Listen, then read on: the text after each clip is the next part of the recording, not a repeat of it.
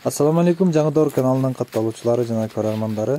Туугандар, кайсы бир роликте биз сөз кылган элек, эгерде кимде ким энчи кой, козу алам десе, бирден же болбосо бардыгын тегиз жакшы сапатта алыш кыйын.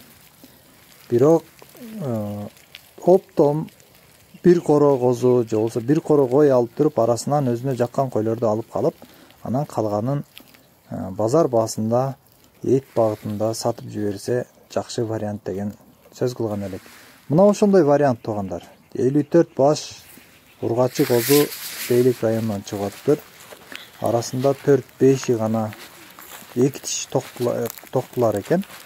Ал эми калгандары тегиз козулар туугандар. Кимде ким ушул вариант туура келген болсо, ушул козуларды алып пайдалансаңыздар болот туугандар. Бааларын 12,5 миңден кеми бар деп атат. Номерлерди калтырабыз. Ээси менен чалып кеңири сүйлөшөсүздөр. Доставка Кыргызстан боюнча машиналерди таап салып жиберишет туугандар.